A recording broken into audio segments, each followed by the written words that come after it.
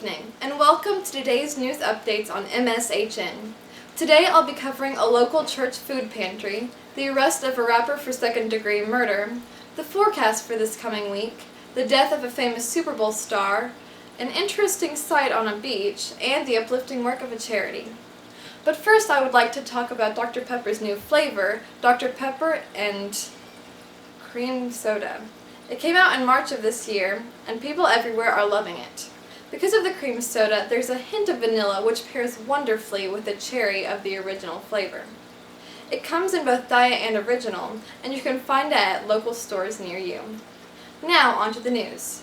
On June 17th of last week, Vienna First Baptist Church held a local food pantry for Johnson County residents in need, with about 60 bags given away. It's held on the third Wednesday of each month. As of now, Pastor Travis Wilson is in charge of overseeing it due to the need to protect the senior citizens who normally work it from COVID-19. Procedures have changed because of COVID, and it is now a drive-through pickup from 5 to 6 p.m. Any Johnson County resident who is in need of food can come to Vienna First Baptist Church and will be provided with a bag full of many non-perishables.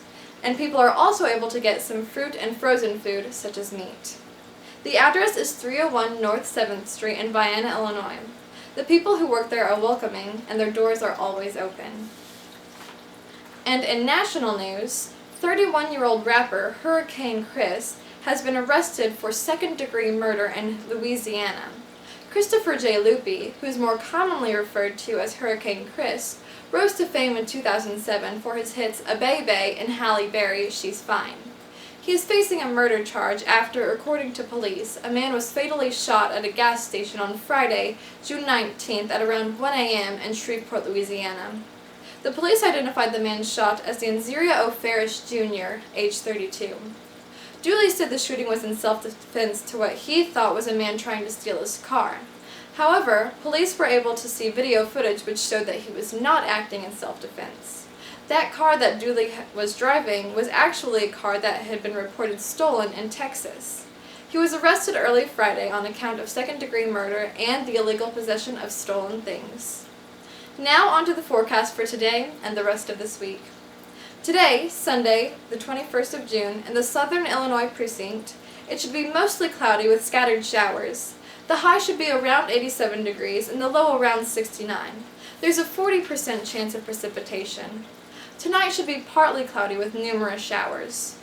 This week, on Monday, it should be mostly cloudy with some showers during the day. The high will be about 85 degrees and the low around 69. Winds will be gusting at about 22 miles per hour during the day, and there's a 60% chance of precipitation. Monday night will be mostly cloudy with isolated thunderstorms. The wind will be gusting to 18 miles per hour, and there's a 60% chance of precipitation. On Tuesday, it will be cloudy with likely showers. The high should be 82 degrees, and the low should be 64. There will be wind gusting to about 14 miles per hour, and a 60% chance of precipitation. Tuesday night will be partly cloudy with scattered thunderstorms, with wind also gusting to 14 miles per hour and a 40% chance of precipitation. Wednesday will be mostly sunny with a high around 83 and a low of 62. Wind will be gusting to 11 miles per hour. This would be the perfect day to go swimming or for playing outside. Wednesday night will be mostly clear with a light wind. On Thursday the 25th, it will be partly cloudy with isolated thunderstorms. The high will be around 87 degrees and the low around 66 with a 20% chance of precipitation. That night will be roughly the same, with it being partly cloudy with isolated thunderstorms and a 20% chance of precipitation.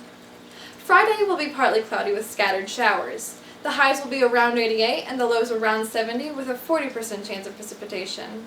Friday night will be partly cloudy with isolated thunderstorms and a 30% chance of precipitation. And on Saturday, it should be partly cloudy with isolated thunderstorms with a high of 83 and a low of 71. There will be a 40% chance of precipitation. Now on to the sports story for this week. The former Miami Dolphins running back who helped win 2 Super Bowls, Jim Kiick, has died.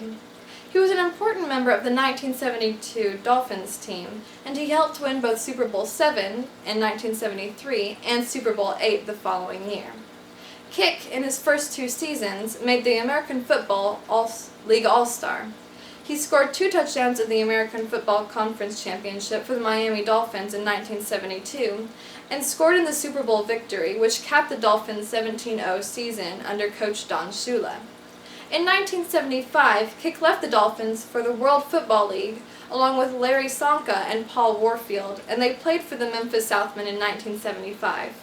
However, after the WFL folded, Kiick returned to the NFL for his last 2 seasons, playing for both Denver and Washington. He was waived in 1978 and he then retired. He was 73 years old when he died on June 20th of this year, due to having Alzheimer's disease. He will be dearly missed by his many fans, supporters, and former teammates. Another interesting story is that there was a fully intact giant squid that washed upon a beach in South Africa in early June. This is rare because the animal was only captured on video in its natural habitat about 7 years ago. Giant squids normally live between 2,000 and 3,200 feet below the surface and are only seen once every few years. When carcasses of giant squids do wash up, they're rarely fully intact, is what Michael Vecchione, an invertebrate zoologist at the Smithsonian National Museum of Natural History, told the public. And a live giant squid has never been caught. This one that recently washed up was about 13 feet long and weighed about 660 pounds, which is on the smaller side. Now, for the final feel-good story of this week. A charity who gives out $1,000 to hundreds of teens so they can give the money to someone they want to uplift and support. Over the last 6 years, the Vegan Project, named for the last part of the word giving, has given away a ton of money to teenagers who want to do something kind for someone outside of their family, who deserves the money. In order to receive the money from this charity, the teenagers are asked to send in a 2-minute video explaining why they would like to give the money to their nominee. If the videos are accepted by the foundation, the $1,000 checks are immediately sent to the teens to present to their nominee. In April of this year, the Vegan Project gave away more than $250,000 in checks to the teenagers. That's over 250 videos they accepted, and over 250 people who were given $1,000 for their outstanding work. This charity was founded by Liz Lefkofsky, who said she wanted to launch the charity to help teens, ages 14 to 18, have their own philanthropic experience, which they will never forget. If you have someone in mind who you think deserves to be given $1,000 for something they've done, you can submit your nomination video to the Vegan Project website. Thank you for tuning in. Make sure to tune in next week for the latest news. This is MSHN. I'm Maylee Sparks, and I hope you have a great week.